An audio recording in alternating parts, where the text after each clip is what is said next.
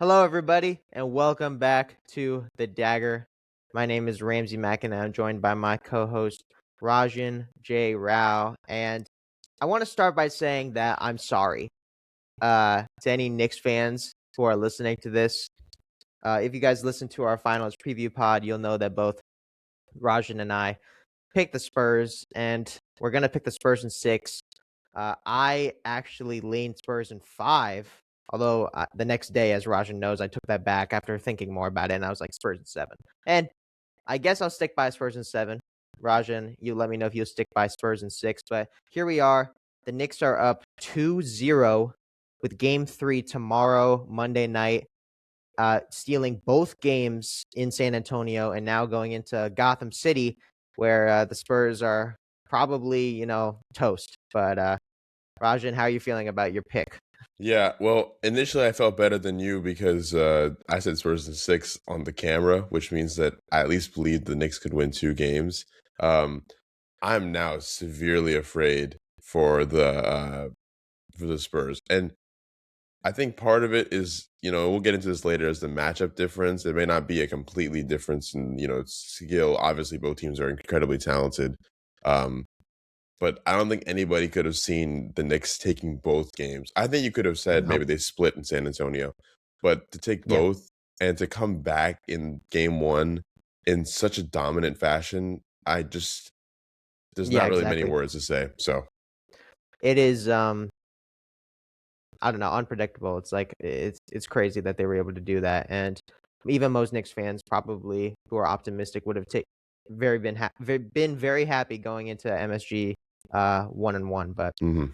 yeah, before we start, just want to say thank you to all of the people whose ideas I aggregated in this notes document. Of course, I wrote a bunch of notes myself during the game, but I do want to thank ahead of time the people like Zach Lowe, Thinking Basketball, Fred Katz, uh, Kenny Beecham, Funky Diabetic, Jason Timpf, Nerd Sesh. Those are all of my sources, so feel free to check all those guys out on YouTube and Spotify, and check us out, the Dagger Sports Podcast on YouTube and Spotify and Instagram and X.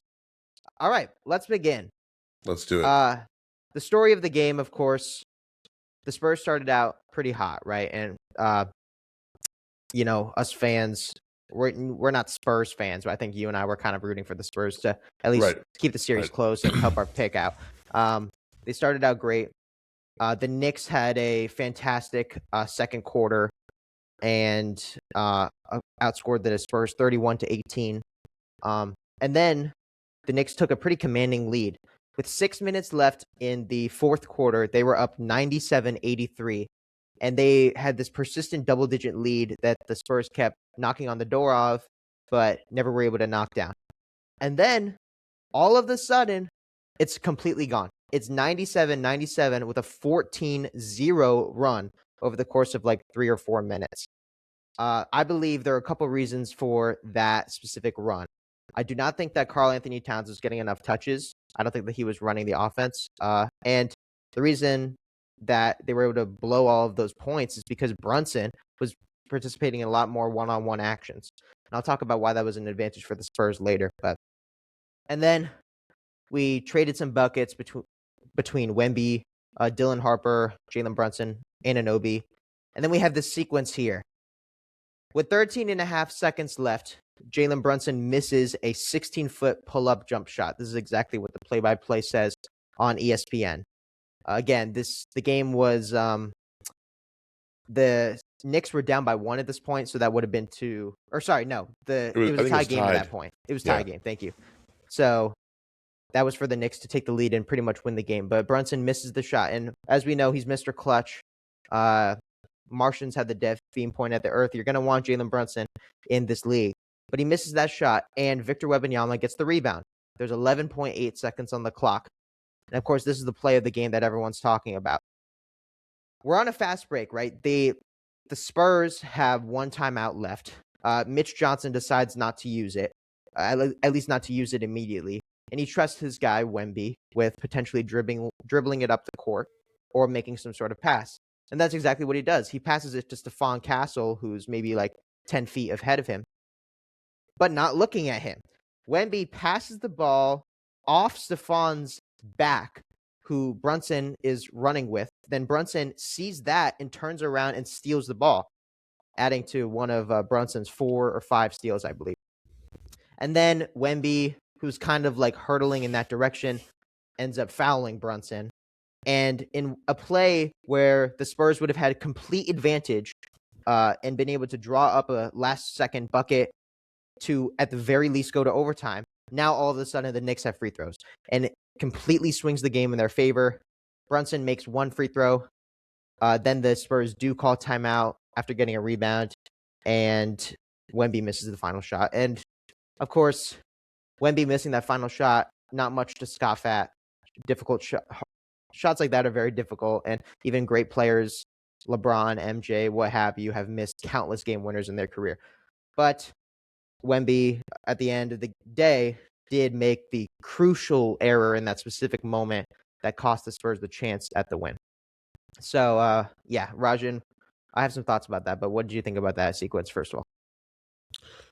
It's hard because I understand the argument for both sides of why Wemby passed the ball and why Steph Castle didn't look back.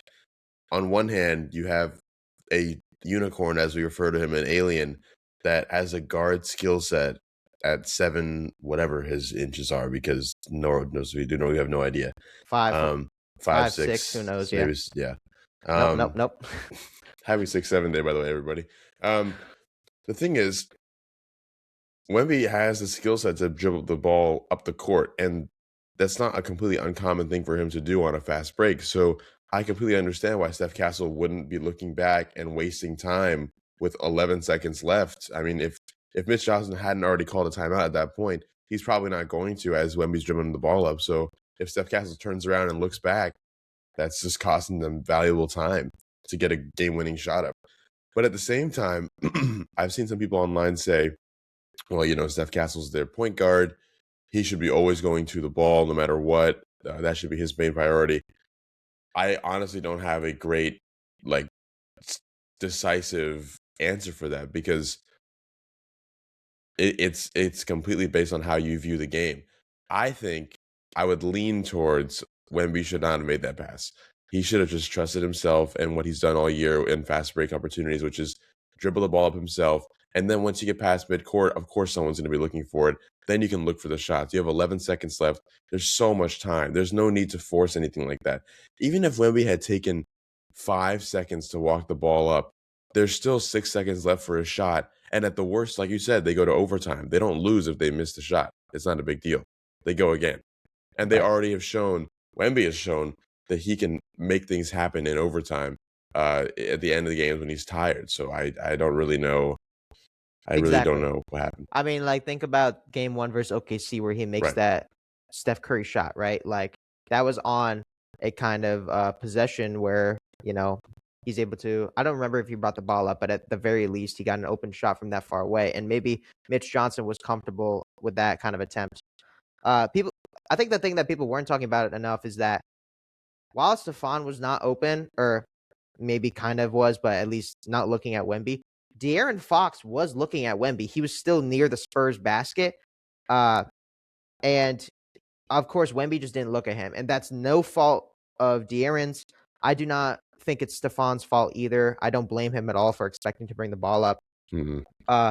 It's just on Wemby, right? And this entire postseason, we've talked about experience, right? And we talked about how if there's any team to not need experience in order to, as a hurdle in order to eventually win a championship, maybe it's these Spurs, because maybe Wemby is on a GOAT trajectory, and maybe Stephon Castle and Dylan Harper, who are also in their first postseasons, are just that good, right? And if you have enough young talent, surely you can still win the championship. You don't have to lose, right? But it's things like that that are the reason why we talk about experience is such a big deal. Wemby is a near perfect player in a lot of ways, right? In this series, he hasn't been. But, you don't learn to not pass the ball in a play like that or make a dumb decision unless you've done it and lost, right? How else is he going to learn? I mean... Yeah, they don't sit there coaching in San Antonio. They don't sit there coaching how to Yeah, pass I the mean, ball up. and even if they do have end of game plans, like it's hard to remember in the spur of the moment, Right. pun Nicely done. unintended, right? Nicely done. But again, when we look at the previous championship or at least just finals teams, like the Pacers lost in the conference finals, the Knicks lost in the conference finals, the Celtics lost in the finals and conference finals, the Thunder lost in the conference finals, etc. You can keep going, right? So it truly would have been remarkable for the Spurs team to be able to just run away with the title without any of that. But this kind of mental error is the thing that experience prevents, and something that the Knicks don't really commit a lot of because their entire roster is older and much more experienced and been through these trenches over and over again. Yeah. But yeah, I would have called a timeout if I was Mitch Johnson. Yeah, I And wonder why he obviously, didn't I do think that. Wemby regrets that a lot, but he's going to learn from it. He has to. Why do you think Mitch Johnson didn't call a timeout? Do you have anything that I mean, I can't think of any reason why he wouldn't. I think that throughout the game, he made some pretty dumb coaching decisions that I'll kind of get to later. That he ended up fixing, of course, when they went on that run, and you can thank him a lot for that. But I just think he kind of trusted his players, and he's always seemed to kind of lean towards I want a fast break possession, versus like setting up the offense and allowing the Knicks to set up their defense. The Knicks, of course, have had a great defense all postseason. But I don't know. Like for example, I don't remember if you watched Game 1 of Spurs Timberwolves, but in that series, also Mitch Johnson did not call timeout when on the final possession. The Spurs were down by 1, so they actually really needed a good shot, and they went on this fast break that led to a Champagnie 3. He was wide open, so it was almost a perfect play, and he just missed it, right? But again, you can talk about I wish that he called a timeout or I wish he didn't, but it still worked out, right? And in this example, it was probably more on Wemby, but Mitch Johnson too, even though he's supposed to be the adult in the room, he also doesn't have much playoff experience as a coach. So experience comes in every level, not just players. Well said. But yeah. All right. So we're going to talk about the Knicks and we're going to talk about the Spurs and we're going to talk about what they did right and wrong and how they should improve looking into game 3, 4, and so on. I wrote this kind of thesis. I have like 2 main points that I want to kind of address. Shout out to our English teachers, of course, for inspiring me to come up with this. But what I have here written is that at the highest level of basketball, the better team may not always win. And I think that in a context like the NBA Finals, for example, or most playoff series, the matchup is much more significant than just who might be more talented on paper. Think about it this way. The Thunder were the best team in the NBA this year by record and by most stats, right? Yet in the regular season, they went 1-4 against the Spurs and then lost to them in the conference finals. But the Thunder dominated the entire rest of the league. So it was just kind of their kryptonite, specifically because of those matchup differences, like Wemby being so much better than Chet, for instance, or having defenders to neutralize SGA. In addition, the Spurs had a winning record against almost every team in the NBA this regular season. The Knicks weren't one of them. The Knicks went 2-1 against the Spurs in the regular season, and now they're 4-1 against them, which is, as I said, what the Thunder record was before they started. So it's almost like, if you bring up analogies, right, the Spurs are to the Thunder maybe what the Knicks are to the Spurs. And so it's a game of matchups. And even though Wemby is probably the best player on the earth, Karl Anthony Towns has outplayed him this series because he's able to extract, things from Wemby that we haven't seen in series like against the Thunder. And you have these weaknesses that present themselves against teams that are more fit to match up with them. And my second point is about weaknesses, really. The difference between a win and loss in the playoffs usually comes down to these extremely razor thin margins, and especially just like a few possessions.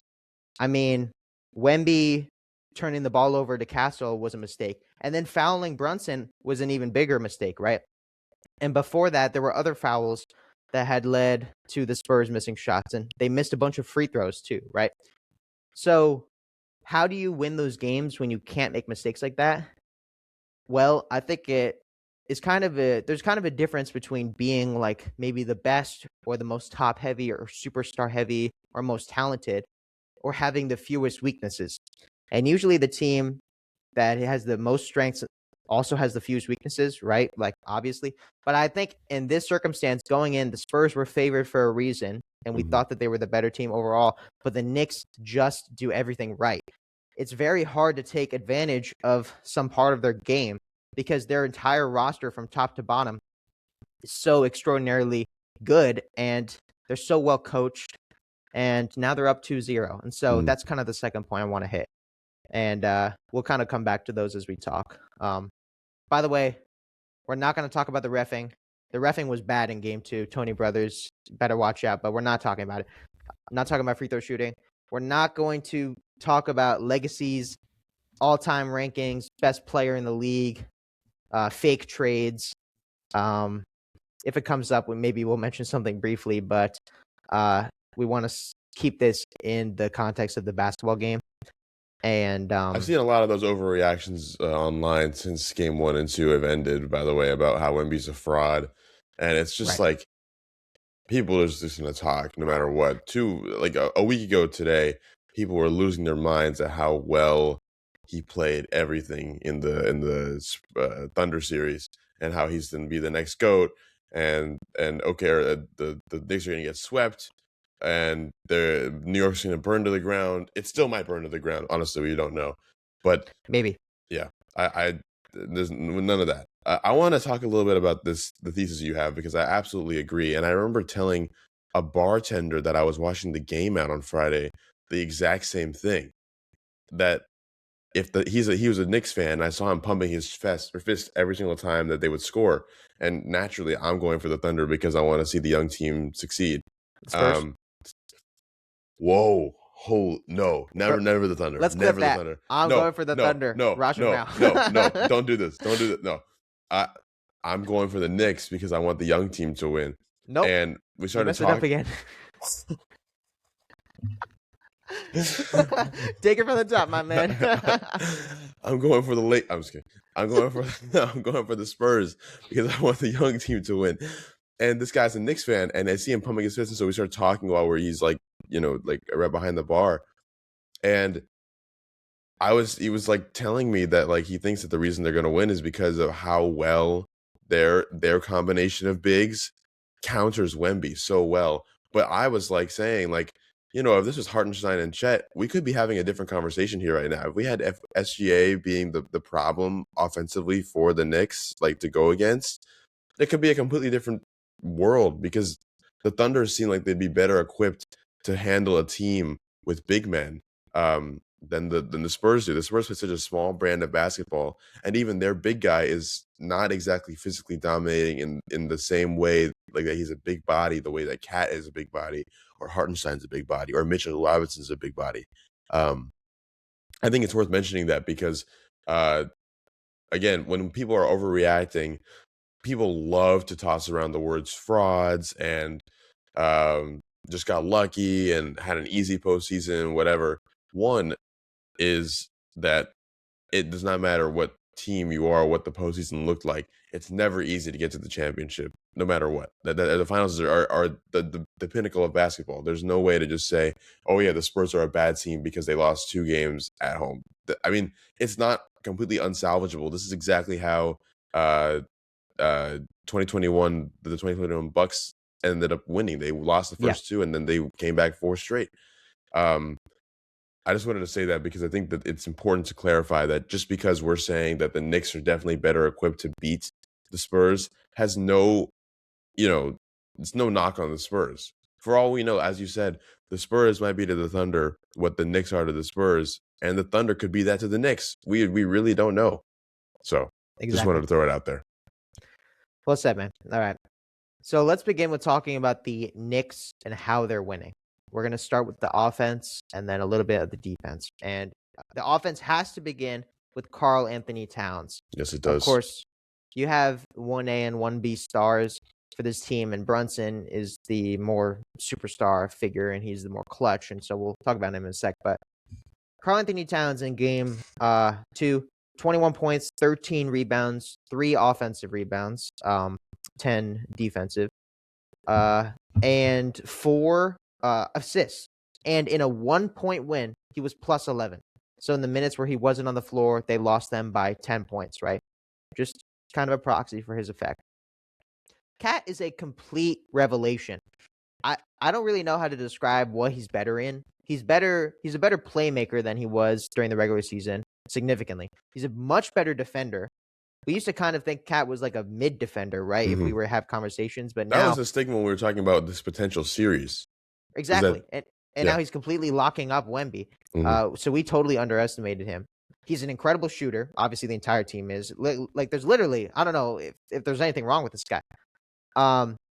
Specific actions that he's really good at taking advantage of. When Wemby isn't on the floor and his matchup is Cornet, he can both drive against him or participate in a pick and pop. Cornet is having a tough time defending that, and I love that guy, but he was better in the OKC series than he was in this series because the margin is too big. And he's a better rebounder than Wemby throughout this playoffs or these 2 games. He has more offensive rebounds, and he's just creating a lot of open shots. Specifically, since the Atlanta series when the Hawks took a 2-1 lead. By the way, again, the Knicks have not lost a game since then. They won 3 in a row, then 4 in a row, then 4 in a row, now 2 in a row. So they've won 13 games in a row. Since then, whatever Mike Brown told Cat to do has completely changed the future of the Knicks. Cat is running a lot more offense. He makes from the top of the key or often the high elbow. When Mike Brown got hired to take over, he was the coach of the Spurs, of the Kings, if you remember. And I remember saying maybe that they're looking to kind of make Brunson and Cat behave the same way as De'Aaron Fox and Sabonis did in Sacramento. And Sabonis is one of the best playmaking bigs in the NBA. For example, Sabonis also not a great defender. Now, Cat is a lot better than Sabonis, so it would be a much better version of that. But throughout the regular season, we really did not see a lot of that. And Cat's role in the offense was not as the central figure. It was obviously Brunson. But these playoffs, they're a different team because now he's leaning much more into that. And an offense that runs through Towns is so much more versatile because of Cat's shooting and passing ability for a big man. And they're just killing them, and so that was a really great adjustment. So that's kind of what Cat's offense is. You have anything? I was going to say, that's kind of reminiscent of, Mike Brown comes from Steve Kerr's tree, right? If we're going to call it a tree or that umbrella. It's almost reminiscent of the Warriors where Draymond would bring the ball up and sit at the top of the key, which is very common for him to do while they'd be cutting in and out and screens would be set for Steph and Clay to come off the sides. And they would just keep moving until someone gets open and then passing the ball. It'd be like if Draymond could shoot, if Draymond wasn't just going to be there just to pass the ball. It's kind of ridiculous to see it flipped from how traditionally basketball has been played to have the big man, that 7-footer, to be running the offense from the top of the key, but it's working like crazy. Exactly. For other experience of Mike Brown, if you're curious, he was the assistant coach of the Wizards, Spurs, and Pacers. He was the head coach of the Cavs teams with young LeBron from 2005 to 2010. So he has finals experience. They got swept by the Spurs in 2007, but at least he was there. Then he, as you said, he was the associate head coach of the Warriors during their dynasty, not in 2015, but from 2016 to 22, and then the Kings, and then the Knicks. So, but yeah, I would say the Knicks, for example, with the cat run offense, they're very intentional about trying to bring Wemby into actions outside of the paint. We'll talk about what the Wemby defensive zone is kind of like. But the Spurs are neutralizing that so well by bringing him out. And his one-on-one defense against Cat just isn't very good. Cat is much faster than him. I was texting our friend Tehan and explaining the conditioning issue with Wemby. He's such a big guy, so he just has never needed to take as many steps or run as fast as smaller dudes like Castle and Harper, or even big men who are still 6'10", right? But Wemby has looked exhausted game after game. He's playing 40 minutes more than he's ever had to in his career. and he's going against guys who might be shorter but are stronger and faster than him. And so Yeah. Wemby is not a great defender against Cat, which is crazy. He's Cat still, of Cat has been course, blowing by him. Like he'll right, come off a screen or off the dribble, and he'll literally take one step, and he's past Wemby by at least 2 feet. And it's like, right.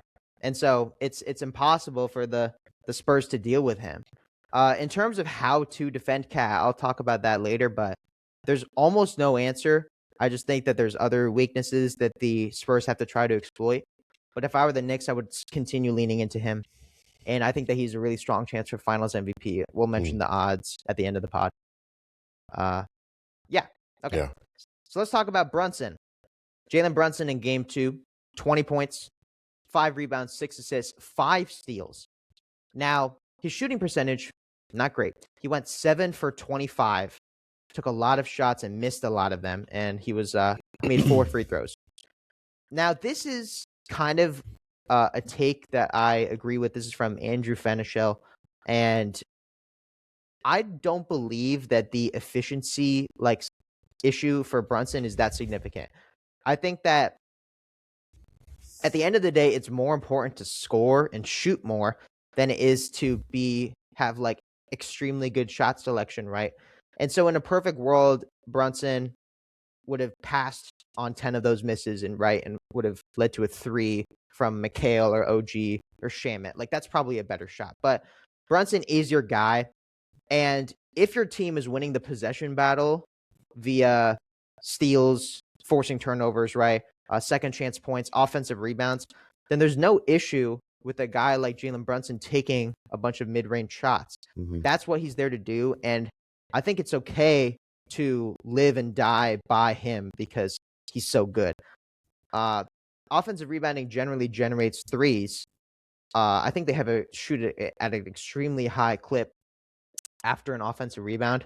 But in this game, for example, the Knicks had 10 offensive boards to the Spurs 5, and also 14 second chance points to the Spurs 9. So, yeah, do you agree still, Rajan, that Brunson is the most clutch player in the league? And are you having concerns with him, or are you still trusting him going forward? no, we trust him. Every shooter ever has had stretches that are bad, and this is not even a stretch. It's one game. They still won. He still put up 20 points. It's not like he dropped a dud and literally made 2 buckets total. It's not like he did that. He still had a pretty clutch 2-pointer at the end of the game. And even though he missed one of the free throws, technically he hit the game-winning shot, if you want to call it that, by putting them up. That's undeniably true. So I don't think there's any sense in worrying about this. I mean, he's also one when we use the phrase "live and die" by Brunson, his playmaking or not playmaking, but his ability. You have to remember how many games have been won by that ability. I mean, game 1 does not happen. Game 1's win does not happen if Jalen Brunson doesn't go on an absolute tear in the fourth quarter and score 13 points. That's ridiculous. Right. And he was making shots that you and me, when we play pickup, try to make and then completely miss the backboard. It's not even and we're playing outside at 2 p.m. on a Saturday. It's not like we were in the NBA finals. No, his touch and his knowledge, or that game 1 against Cleveland that you and I were calling about when he led them through that comeback, and it was this dude is going to save our season. Yeah. There's no sense in worrying. It's the same thing as the Wemby overreactions. The Wemby overreactions can be they're a little bit warranted, some of the plays that he made, and he does look tired. He looks like he's kind of dragging a little bit. But again, they're still both 2 of the best players in the league. You can't take away someone's clutchness from one bad performance. Perfect. All right, so that's most of our points on Brunson's offense, and I'm still leaning on him going forward. Here's a little passage I have about the Knicks' general offensive scheme, and this is the best example of this was one specific play in the second half that was reposted all over social media. But with about 4 minutes left in the second half, the Knicks have one of the best examples of beautiful game Spurs ball movement, right? That'll be shown on high school and middle school tapes for how to move the ball. That's it was textbook. It was quite literally what you find in the dictionary, right? And so you have a cat pick and pop with Brunson at the left wing. Brunson does not pass the cat. He chooses to drive on Wemby, right? And that's not a good shot for Brunson, obviously. So there's some sort of collapse with a few defenders. Brunson passes to Shamit in the right corner. So that's one pass. Shamit then drives to the free throw line, and he doesn't like his shot, so he passes to McHale in the left corner. Then he drives. He passes to Brunson in the right corner, who has, shifted and moved towards the spot where Shamit previously was. That's the third pass. Then Brunson passes to OG at the top of the key. That's the fourth pass. Then OG drives and passes to McHale in the right corner. Again, filling the spot from that Shamit and Brunson were at. 5 passes with the Spurs defensive rotation collapsing and going insane because they can't keep up with all of those driving kicks, leading to a McHale open 3, which he makes. Again, that is just a perfect example of how the Knicks are able to take advantage of the Spurs defense that is otherwise so excellent. That whole set happened in about 5 seconds, by the way. That's how insanely fast those passes happen and drives happen. It's ridiculous. Right. And I actually learned very interesting from Thinking Basketball podcast with Fred Katz. He brought up this thing. He's an insider for the Knicks, and so he brought up the specific practice technique that the Knicks employ, where the question is, like, how do they rotate so well? And an example is like where Cat throws the ball over his head to the other side of the court. How does he know where guys are going to be, and how do they know to always throw perfect skip passes? It's because they specifically practice plays where they have boxes drawn up on the court. They have like little squares, maybe with tape or whatever, in the 5 spots around the 3-point line that you would imagine, as well as the dunker spot next to the basket. And so the Knicks constantly run plays where they learn to just rotate between those positions. Like, besides like Brunson, for example, guys like McHale, Shamit, OG, Deuce McBride are constantly flowing between spots. And so without even having to look, the Knicks have built up this trust over the entire season to know and always be sure that one of their teammates will be in the exact right spot. And so, like you said, they're able to make a pass in half a second because they don't have to check and verify that someone is there. The Knicks are just that good at ball movement. And so that's how they reach this kind of flow state that we saw in that play, and that's why I brought it up. But like, that happened countless other times during the game. And again, that type of behavior only comes from when every player is experienced. Every player is a good shooter, first of all. The Knicks literally have, besides Josh Hart, who's a very hit or miss shooter and has not been here for the series shooting wise, every other player is excellent at shooting threes, including Mitchell Robinson. They have a scheme designed by an expert coach, and so it kind of just destroys the Spurs defensive approach. Yeah. And that is like the most demoralizing thing for an opposing team to go against, because the Spurs have so far in these playoffs have been incredible at closing out, especially when they do some kind of trap play where they double team the main scorer or ball handler and they'll trap them. And usually, at least a lot of times, I'll see their teams do that, and then the other team will find the open man eventually. Maybe they make 1 or 2 passes and they get it there. The Spurs have been extraordinary at stopping that from happening, and everyone is so locked in on their rotations, but they just look clueless.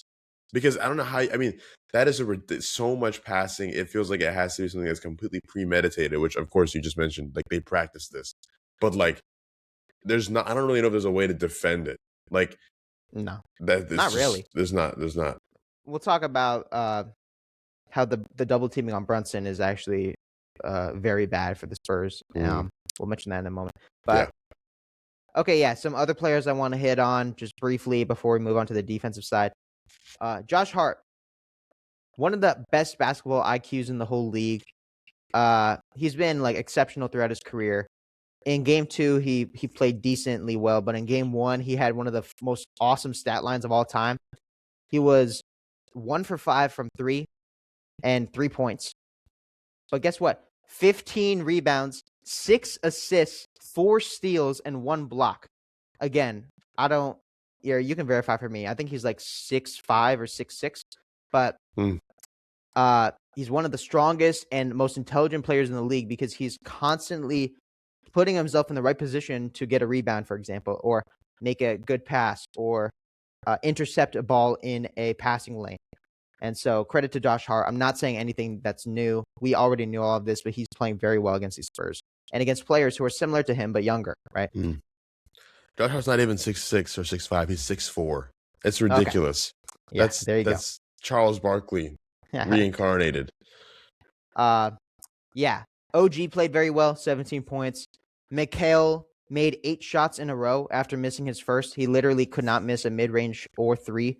He ended with 20 points. He was an elite cutter. Shamet cannot miss. Deuce McBride cannot miss. And I just want to give credit to the Knicks bench and how far they've come. Remember Tibbs, like last year and the year before, like literally would not play the bench. We were dogging on him from that. We were saying that that's why they lost against the Pacers, because they were just so exhausted. Exactly.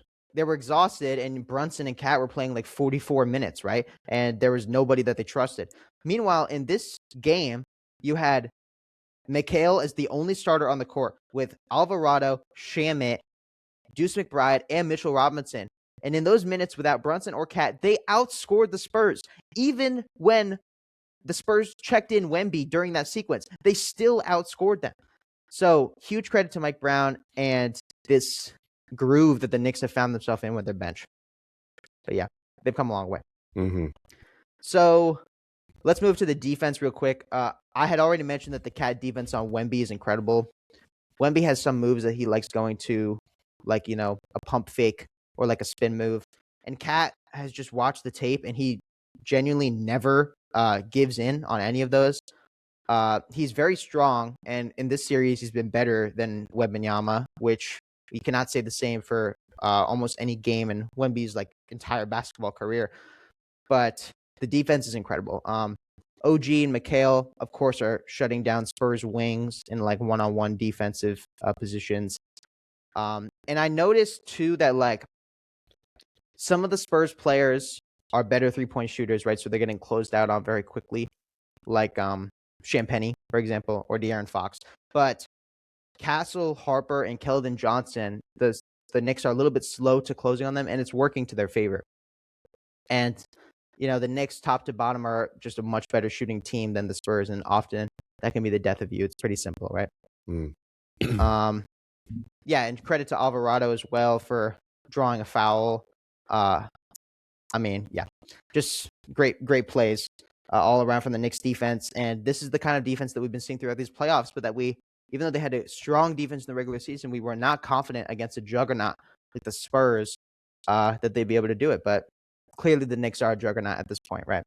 So you have any closing thoughts on the Knicks overall? Or I think you've hit everything, honestly. They're just so comfortable in their roles, and they're so confident in each one's ability to do what they need to do, and of course shoot the 3 ball, that it's kind of a nightmare to defend because no one's overstepping.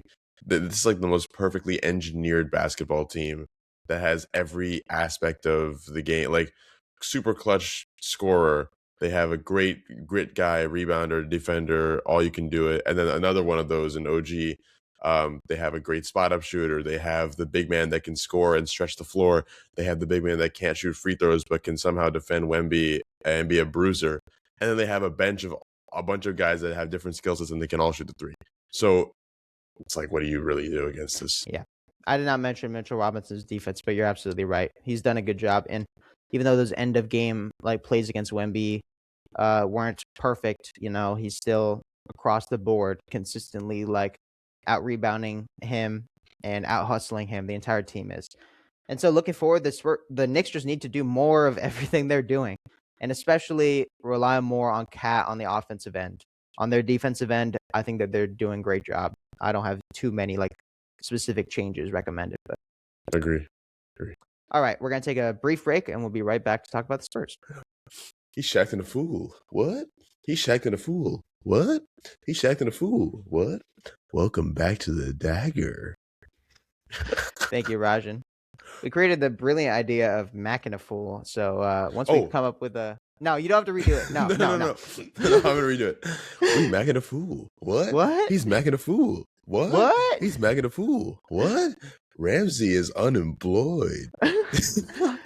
Not literally, by the way, but we'll come up with a good segment, macking a fool, one day. Anyway, all right, we're back. We're going to talk about the Spurs. Let's begin with their offense, and let's begin with Victor Wembanyama, who in Game 2, 29 points, 9 rebounds, 2 assists, 6 stocks. So I think it was 2 steals and 4 blocks. Of course, great kind of average defensive performance for him at this point, and 4 turnovers. So straight up, this is one of the worst first halves of Wemby's career. He had 7 points, 4 shot attempts, and he had 2 awful turnovers early. I think it was in the late second quarter when he had like back-to-back turnovers where he had a backcourt violation on a pass to Vassell, and he also passed the ball straight to Brunson. So that those 2 were kind of a precursor to the eventual game-ending turnover, right? With Castle and everything. But in the second half, Wemby got a lot more comfortable with his shot selection, which was a good sign. And I think he answered the critics. He scored 22 in the second half. Obviously, he has accumulated a lot of the blame for this game, but he does not deserve all of it. And one specific note that I have about Wemby is that, and I don't know if it's like too late for him to make this significant of an improvement, but he needs to commit a lot more on the picks that he sets. Basically, when he sets a like high screen, for example, with Castle or Fox or Harper, he doesn't really stay there for long enough. And again, as you know, he's not like Steven Adams where he's like murdering dudes by just standing there, right? Guys can pretty easily like go past him. And he doesn't stay there for long enough to make often enough of a difference. A defender, for example, like OG, who might be guarding the guard, might stick with him even if OG ends up being behind the guard. Wemby isn't staying long enough to create enough space between the defender and his teammate, which means that, I mean, it often yields a turnover or a forced pass to just end that kind of action. And Wemby usually is pretty excited to start moving towards the basket to potentially get a lob, which of course he's really great at. And he does have unbelievable gravity when he just moves towards the basket. So many Knicks players, have to try to collapse and prevent that kind of play in that basket. But that kind of screen, I don't think Wemby's that great of a screener, and it doesn't work well against really strong defenders like Anunoby. Mm-hmm. You have to be able to, like, the whole point of the screen is that you create a 2-on-1, right? That's like the whole point. If OG Hopefully, is, if you can leave the defender in the dust enough, right, that would be the ideal, right? Right. And then you can put him in jail by having him behind you on your back, and then you can move towards the basket at your pace. But I don't know, how would you go about like fixing it? Like, would you tell him to screen closer to the ball handler or stay there, like count an extra second? Like, if you were coaching Wemby, how would you explain it to him? I think it would be staying there for another half second. I mean, you don't have enough time to make the guy stronger, right? Hopefully in the offseason, a long-term goal will just be Wemby like putting on more weight and like in practice, against defenders like Castle and Vassell and whatever, like can he set good picks on them? But in the short term, like right now, I think staying for a split second longer. I think I completely agree with you. I think maybe a pick not as high, like at the 3-point line. Maybe if we do more of them, like closer to the elbow, that would then there won't be as much space, and maybe the guard will get enough of a lead on the defender trailing them to say take a floater. And it's not as ridiculous as of a low percentage shot as a 3-point or a high post or like high elbow area. Yeah, exactly. And then hopefully in a circumstance like that, if you have like say Mitchell Robinson in the paint, who might be then willing to like going up for a block against Fox, even if Wemby is a little too far behind for a lob, and I'm sure there will still be plays where he can get them, then it comes down to, is the defender on the player in the corner, are they collapsing in? Like, is Mikal Bridges coming in to leave Devin Vassell or Champagnie open for a 3? And so a lot of that stems from how well does Wemby set the screen. And so we're going to have to see in game 3 if they improve that, because I think they have to. That's one of the biggest issues right now. And Wemby, just take fewer threes, please. Like, I don't understand. I mean, he's a good 3-point shooter, so you can keep taking some, but in the second half, he did a better job of driving. And as you mentioned earlier, like that and one layup, like that's exactly the type of attacks that we need to see him doing. Because even though Cat is a good defender on Wemby, outside of the paint, once he's sprinting, once Wemby is going full speed, it's very hard for someone to block him, right? So Right. And he gets so much hang time on his jumps that he's kind of able to keep his hands up high, keep the ball unguardable, and if someone swipes at it for a block, he can go up and under and scoop it in for the lay-in. And because he's so tall, no one can really stop that. Because that's like an easy shot to block if you're underneath the paint and everyone's collapsing. If for a normal sized player, no one's stopping that from Wemby. Wemby could literally probably jump from the free throw, maybe not from the free throw line. He could get pretty close. He has some pretty insane might be able to length. for one day. Yeah. But yeah. So that's what I got about Wemby's offense. Some other key players. I think that Dylan Harper should be playing even more. He played 32 minutes, right? And he had 15 points and 6 and 3. But he was plus 12 again in a 1-point loss. So the Spurs lost the minutes that he wasn't on the court by 13, those 16 minutes. Harper is a rookie, so it's hard for me to say I want him to play 40 minutes, but I personally think that that's the direction they have to go in. He just seems so incredibly comfortable out there, despite being 20 years old in the finals against the New York Knicks, right? And he's willing to drive on guys like Brunson so confidently. And he takes threes, that you wouldn't expect out of a super young player. And in general, he pushes the pace and he initiates these super speed, like fast breaks. In the first game, it was a terrible job by Mitch Johnson to bench him down the stretch. And we were talking about who do you sub out, like Champagny or Vassell or Fox or whatever. In this game, I think it was Vassell who was not on the floor at the very, very end because Harper was. And that was a pretty good decision. I agree. But I'm actually open to the idea of benching Champagny.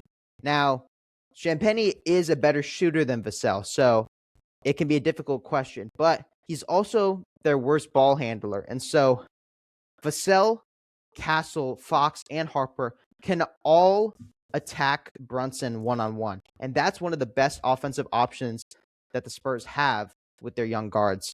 Brunson, of course, is not a good one-on-one defender. And I think that during that 14-point swing that I was talking about earlier, one of the reasons why they were able to do that is because Harper and Fox were hunting that mismatch so often or getting screens and switches, right? And so from the beginning, I think that you have to involve Brunson more if you're the Spurs on offense. And I think that Harper would do that. Yeah, exactly. And I think that Harper is great at that. And I think that Champagny and Vassell a tiny bit less so. So lean on him more, play him more. Even in MSG, I think Dylan Harper is going to be fine. I don't think he gets nervous, No. He's so confident in his game that it doesn't really faze him, I don't think. Do you think that, who's the best 3-point shooter on the Spurs in your opinion? Probably Champagny. So do you think that, obviously this is a very valid point because they've just lost 2 games with Champagny on the floor at the end. But could you see Champagny coming out realistically when that's their best? Steph Castle is okay, is pretty good from 3-point range. Wemby has had his ups and downs. Harper is pretty good, but he's not incredible. Vassell is kind of this. They're all good, but they're not the same as the level of the Knicks. Do you think it makes more sense to have one person that can consistently shoot, or would you rather have 4 that can drive? I'm just thinking total points. If the Knicks are in the clutch and they kick it out to somebody on the wing or in the corner, and it's behind the arc, it's probably going in because they can all shoot so well. Is it better to have 4 players that can do it okay and one that's really great at it? Or is it better to have, I guess, all 5 then that can drive and attack the basket? I don't know what's more valuable. It definitely depends on the situation. If the Spurs are down 6, with a couple minutes left, and a 3 is that much more valuable, then I think that keeping Champagny on the floor is very important.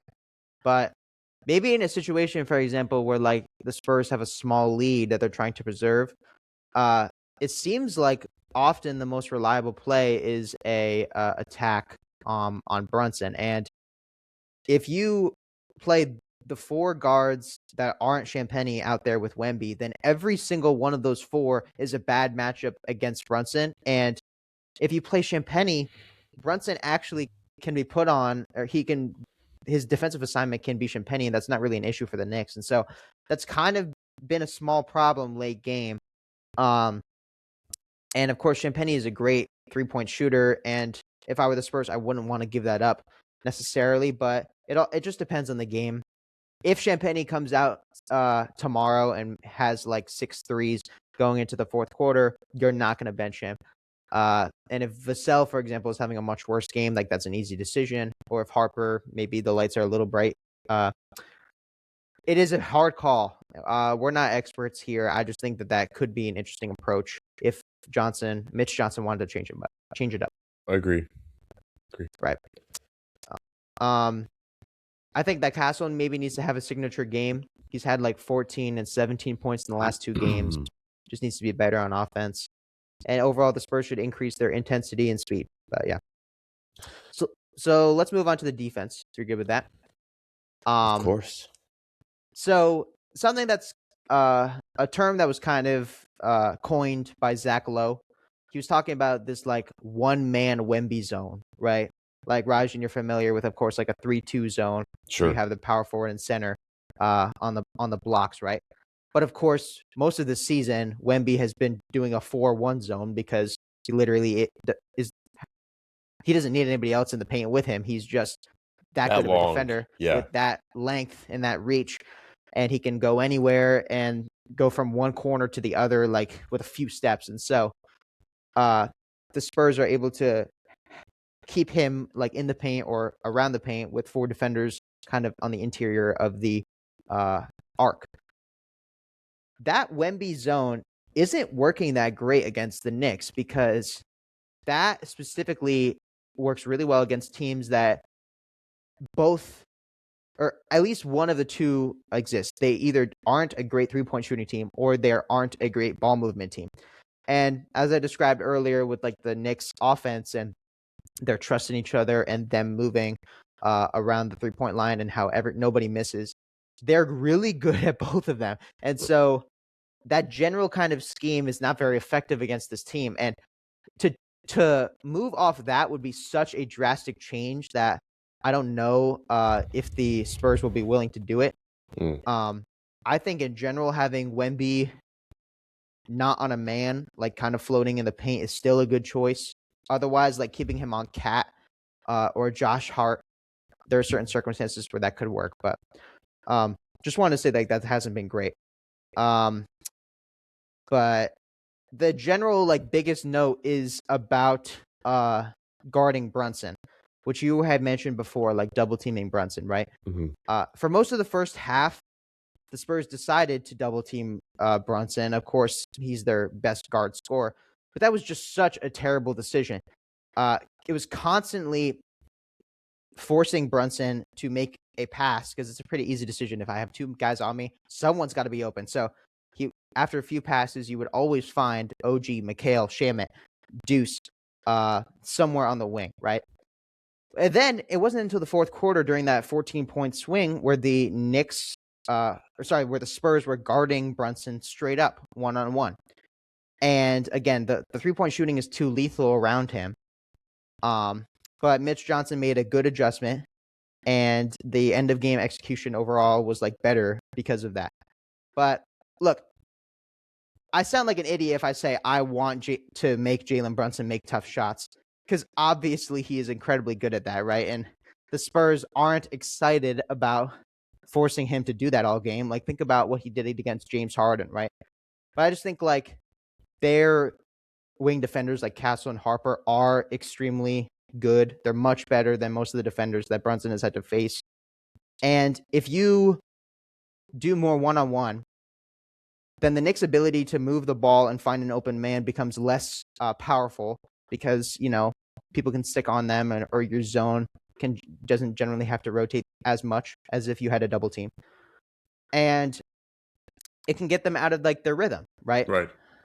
Well, It this doesn't this always worked work. against OKC too. There was many sets where Steph Castle and Vassell and Harper all guarded Shea one-on-one instead of trying to trap him, and it completely shut And down that their works offense. so It well. works so well because you have to just mentally be okay with like if you're one of those three, because it would be one of those three that's guarding Brunson majority of the time. It's Harper, Vassell, or Steph Castle. If Yep. you're one of those three, if you hold Brunson to under 15 points, in my eyes, that's a big win. That's just gigantic because Brunson is such a prolific scorer that just like you have to just be okay with him making some buckets some amount of the time because that's the trade-off you're doing because you'd rather have him be trying to because Brunson's bag work is not going to be three-point shots all the time. If he's making moves on you and scoring on you, it's going to be two-pointers. You would rather give up some of that than have open looks for these lethal three-point shooters that will cost you the game. Exactly. I completely agree with that. Well said. So, um, yeah. Again, some of the one-on-one defenders might not work as well. Like Carter Bryant on Brunson in Game 1. Brunson was able to take advantage of him. Just beat him on the steps. He has incredible footwork and balance, generally speaking. But I think like late game, especially. But I think it should be focused for the entire game to like we want Castle on Brunson only. Do not come and bite if you're like Champagny or Vassell, um, or Fox. Don't try to come and help. And Brunson will. Their Knicks are very good at setting a screen to cause a defender to switch, right? And in that type of situation, that's what I'm saying. Like maybe like playing Champagny is too risky because he's probably the worst on-ball defender. But Then in that case, then have the four great defend or the three great defenders on the floor and just trust your guys to make the two pointers. Then right, that's the plan. with Champagny being the very slightly worst defender on Brunson and the worst ball handler, that might be what prevents him from playing an end of game or an end game. But yeah. And yeah, I mean, I guess we'll see about the Wemby defense. Wemby on Cat, I'm sure we'll see a little bit of it still, but Cat is just too good of a playmaker that it's not very effective. Maybe we see other defenders like Harper or Fox on Cat, but it's really hard. And the Spurs don't have that many big men. Like literally, it's just Wemby and Cornette, and then you have and they're never Don't going to play don't don't together. don't forget Bismack and Kelly Olynyk. Yeah, and Mason Plumlee. I mean, Oh, just all the unks on the end of the bench. I don't think I ever mentioned this too, but like we were talking about how important that is. Like credit to the Spurs for having these vets who are so involved with the team. Like Wemby is getting in-game like advice from Bismack Biyombo, who has been in the league for over a decade, and he truly respects him. And so it's a great culture that they have built. But will it be enough? Who knows? we'll see tomorrow night. Yeah, overall, that's it, I guess, for the all the specific game notes we have. Some final things. The Knicks may not have the better, like, super top heavy team, like I mentioned, but across the board, they have significantly fewer flaws in this 9-man rotation they're playing. And so the question is, does experience really, really still matter? And is it as big of a deal as we thought that it probably should have been? Will the Spurs' inexperience be the death of them? Rajan, what do you think overall now, and how do you feel about your pick for Spurs in 6? Do you want to change it? You Well, have the floor now. if I'm allowed to change it, I think that it's realistic to say Knicks in 6 because I don't like. We have to remember that this is the Spurs team that, as young as they are, just took down the defending champs in a Game 7 in the defending champs' home court. Like that's still ridiculous. There's still ways they can mitigate, like focusing on playing one person at a time on Brunson. Trying maybe they bring. Oh, I don't know if Bismack or Kelly Olynyk or Mason Plumlee could really guard Karl Anthony Towns, but just mixing it up and seeing what could happen defensively. If they're able to find a way to stop him, there's enough magic in the Spurs that I think they could at least make this go to Game 5 or 6. But New York seems too motivated, and Karl Anthony Towns particularly. I don't know if you saw the interview of him post game talking about his mom and seeing his mom in the stands. I didn't actually. He was talking about, so if you guys don't know, his mom passed away about 2 years ago. Um, and Okay. so he's been on interviews with like Shannon Sharp and many sports figures talking about like the loss and how it's affected him. Um, and he said in a post game interview after game one that he saw his mom in the stands. It felt like she was with him. There's like some, like, I don't know if you can really, like, most of the comments on those types of posts from the NBA and on TikTok are just saying like, Wemby, you'll have another chance. This dude is just too motivated, because it's true. Like, he's just playing like he has something greater than basketball to play for. And it's beautiful because it's both. It'd be easier if it was like the Thunder, where I really don't like watching them play, or not watching them play, but I'm not a big fan of them the same way I'm this fan of the Spurs. And I could hate on one team, but I can't hate on the Knicks at all. There's no reason for me to hate. So I would say my pick is now Knicks in 6. But I could be if the Spurs win 2 in a row, I'll be Spurs in 6. We'll do another podcast before then. I think we will. Yeah, I would. I'm not an idiot. I'm definitely changing my pick to the Knicks. It's just I'm still hopeful about Spurs in 7, and of course, at the end of the day, I'm rooting for every game to be close. These last 2 games have been classics, especially the second. Literally on the edge of my couch, like super tense. And I'm not even a Spurs fan. I cannot imagine the feeling of like coming back down 14 to then just blow it with that play and Yeah, whatever. I'd be But screaming at the TV, screaming. yeah, yeah, exactly. And we've all had losses like that, but the Spurs haven't had hurtful playoff losses with this roster. So I would also change my pick to Knicks in 6, like officially, but because I think that the Spurs will win at least one of the next 2 games. But down 3-1, for example, it's going to be like a unbelievably difficult task to come back. I saw an interesting comparison on r/NBA on Reddit for the Spurs to the 95 Magic. Back then, that team was both teams were led by generational center prospects who were drafted number 1 overall, Shaq and Wemby, and actually both were in their 3rd season during the playoff run. They also had a top 5 pick point guard with Stephon Castle and Penny Hardaway. Also, both teams had not won a single playoff game like going in, or like they didn't really have playoff experience with that roster. And now we're at the point where both the Magic and the Spurs ended up going down 0-2 and losing both games at home. And you mentioned the comp to like the Suns, for example.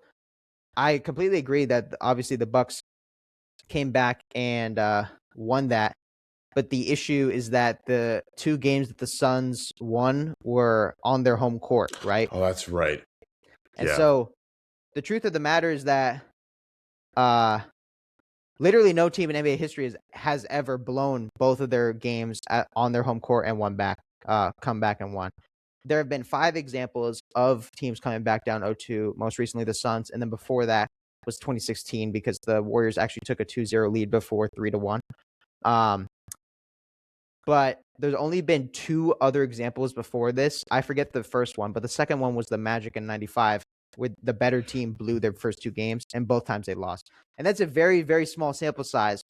It's only happened 2 times. So, like, that does not mean that it's impossible for the Spurs to come back. And I mean, the Spurs, the Thunder were winning 2-1 and 3-2, if I remember correctly, in the last series. And That's right. the Spurs come back and won after every loss. But in this comparison to the 95 Magic, of course, Shaq, one of the greatest players of all time, he got swept in his first finals. And so do we see the same fate for the Spurs and Knicks? Maybe we do, and maybe we underestimated them all along. Yeah, and then the final thing is, what do you think is the best bet for Finals MVP? Again, we're not a sports gambling podcast, but right now, Brunson is basically like 50-50, like even money, like plus 100. Cat is close behind him at like plus 185. This is on courtesy of DraftKings. And then Wemby is next at like plus 400 effectively. So it's just those 3. I agree. I think Cat is the better play. And I don't know if the voters will get blindsided by like Brunson having these clutch end of game moments, but like consistently throughout the entire game, Cat is the reason why they've won both. So, yeah, you agree with me there? Completely. If it's going to be someone on the Knicks and it's consistent with what we've seen so far, it could go either way because technically Brunson's plays have won them the game in like the clutch. But I would go Cat. It's been the difference maker that the rest of the league has not been able to stop Wemby, like they have. So I agree. Yeah, but I guess we'll see. All right. Well, thank you, ladies and gentlemen. Congrats to the Knicks. Of course, don't count your chickens, but before they hatch. But we're very excited to talk more about them and the Spurs. Just looking ahead, the next few games are on Monday, Wednesday, and Saturday. So maybe Rajan. Well, we'll can see if hop they on sweep. Wednesday night. Yeah, We'll see if they sweep them, of course. But we can hop on either Wednesday or just Saturday. yeah. If it goes to a game 5, hopefully, and hopefully we get a lot more good games. That's right. Thank you guys all for watching. And if you are still here, make sure to comment Mackin a Fool. That's Mackin a Fool, MAKAN with a little apostrophe. Or maybe no apostrophe. Mackin a Fool. We'll see y'all next time.